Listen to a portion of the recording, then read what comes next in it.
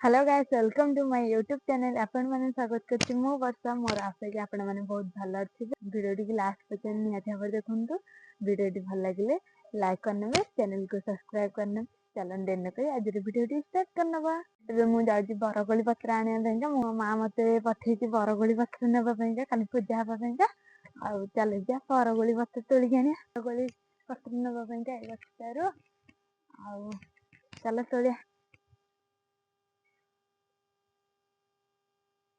पत्र सब तोड़ा सरला मु केती पत्र तोड़ची जोड़िया नागु और चलो एने एबे डेई गला से होई जा धावा मदा एड़ा सब बरगोली पत्र तोल देली आज या देखिया घर आ की काम अछि करिया आज तो बहुत सारा काम अछि आ चलो वीडियो रे कंटिन्यू था देखिवा एडी किने मो मां सब दीपा लिपि बसची एड़ा कोन माला तो केना बेतली लिखुची गोबर बोझ केते तीनटा ना बोलेनी हम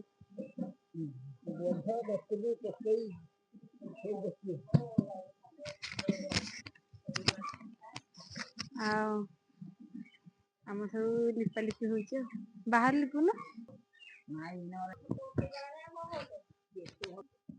কি খাই গেল এটা হ্যাঁ খোসলা না খুসলা না কোন খোসলা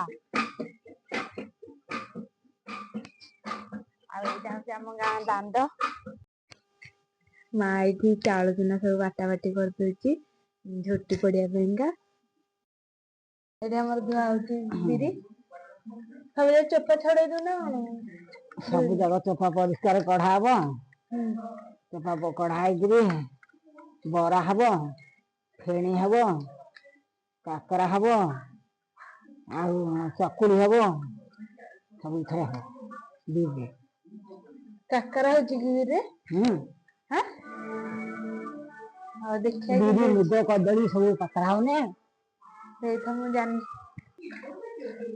ଏଠିକିନା ମୋ ମା ଫାଷ୍ଟ ଗୋବରରେ ଲିପି ଦେଇଛି ତାପରେ ନାଲି ମାଟି ଲିପି ଦେଇଛି ଟିକେ ସବୁ ଆମର ଏଇଠି ଚିତା ପକଉଛି ମୋ ମା ଆଉ ଏଇଠି ସେ ଚିତା ପକଉଛି ଏଇଟା କଣ ଶଙ୍ଖ ଏଇଟା ପଦ୍ମ ଏଇଟା ହଉଛି ଚକ୍ର ଏଇ ଛୋଟିଆ ଗଦା ଆଉ ଆମ ଠାକୁର ଏଇଠିକିନା ଅଛନ୍ତି ଆଉ ମୋ ମା ଏମିତି ସବୁ ପକେଇଛି କାନ୍ଥଟା ହାକୁ ଆଉ କଣ ପକଉ ସେଇଠି ଗୋଟେ ଫୁଲଟେ ପକେଇଛି ଝୋଟି ଦେ ମୁଁ ଏଇ ଝୋଟିଟା ପକେଇଛି ମୋ ଝୋଟି ଭଲ କରିଛି କି ନାହିଁ ନିହାତି ଭାବରେ କହିବେ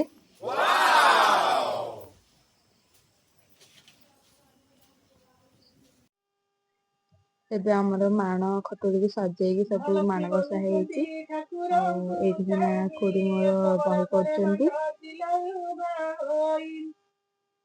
ମୁଁ ଗୋଟେ ଝୋଟିଟେ ପକେଇଛି ଘରକୁ ଯେତେ ଥର ଆଉଛି 50 ଥର ଖାଲି ଝୋଟିଟାକୁ ଦେଖୁଛି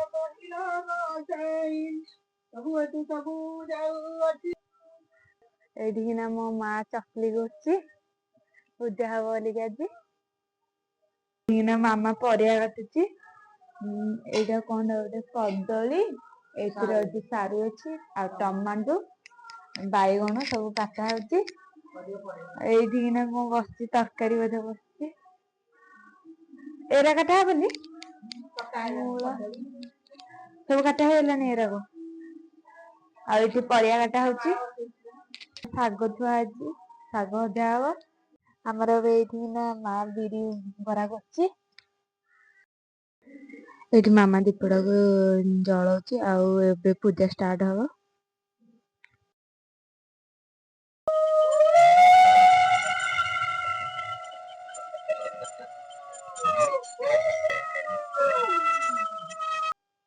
ଏଇଠି ମୋ ମା ପୂଜା କରୁଛି ଆଉ ଆମେ ସମସ୍ତେ ଦେଖୁଛୁ ପୂଜା କେମିତି ହଉଛି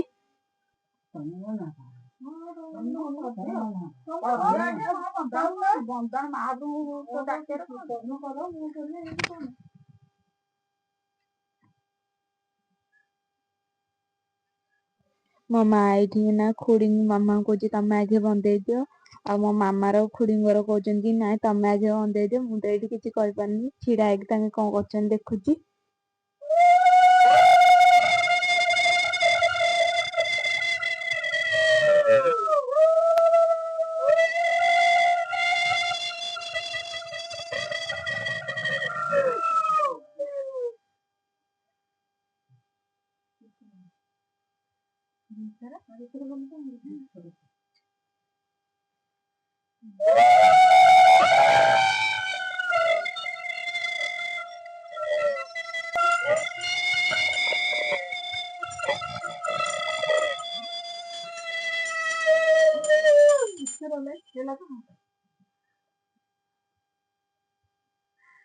ଏଠି ମୋ ମା ଆମ ଇଷ୍ଟ ଦେବତାଙ୍କୁ ପୂଜା କରୁଛି ଆଉ ଭୋଗ ଲଗେଇ ଦଉଛି। ଆଉ ପୂଜା ସରିଲା ପରେ ଆମ ସବୁ ପୂଜାର ଯାହା ବିଧି ଥିଲା ସବୁ ସମ୍ପୂର୍ଣ୍ଣ ହବ।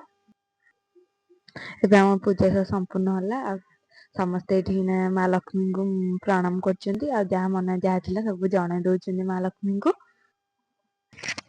ଏଇରା ତ ପୂଜା ହେଲାନି। ଗୋଟେ କଦଳୀ ପତ୍ରରେ ଯାହା ବି ଭୋଗ ସବୁ ବାଢା ହେଇଥିଲା ମାମା ସବୁ ଗୋଟେ ଗୋଟେ ଥାଳିରେ ଟିକେ ଟିକେ କରି ଭୋଗ ସବୁ ରଖୁଛି। ଆଉ ଆମର ସବୁ ବାଢା ହେଇଛି ଭାତ, ଡାଲି, ଖେଚଡି, ସବୁ ପ୍ରକାର ପିଠା, ଖିରି, ତରକାରୀ, ଶାଗ, ଖଟା ସବୁ ରଖା ହେଇଛି। ସବୁ ପୂଜା ହେଲା। ସବୁ ମିଶିକି ଖାଉଛନ୍ତି ଆଉ।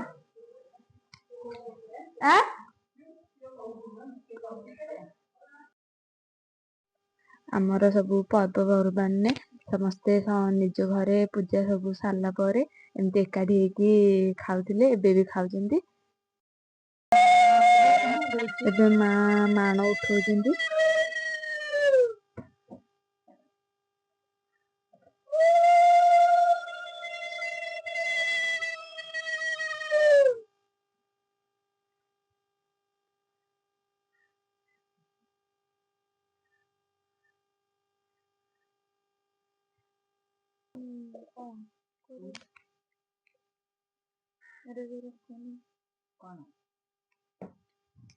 ମା ଯାହାବି ମାଣ ବସେଇଥିଲେ ଧାନ ଚାଉଳ ସବୁ ଡିବାରେ ପୁରେଇକି ରଖୁଛନ୍ତି। ଆଉ ମତେ ଏଇଟା ଡିବା କୁହାହଉଛି। ଆପଣ ମାନଙ୍କୁ କଣ କୁହାହଉଛି ନିହାତି ଭାବରେ କହିବେ। କଣ କୁହାହଉଛି ଗୋଟେ ମାଣ ଫୁଲ।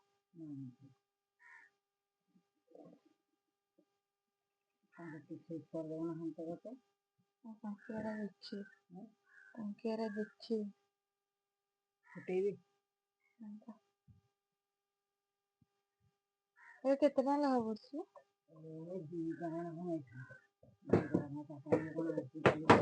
ଆଉ କେତେ ବର୍ଷ ହବ ଏଇଟା? 2 ବର୍ଷ।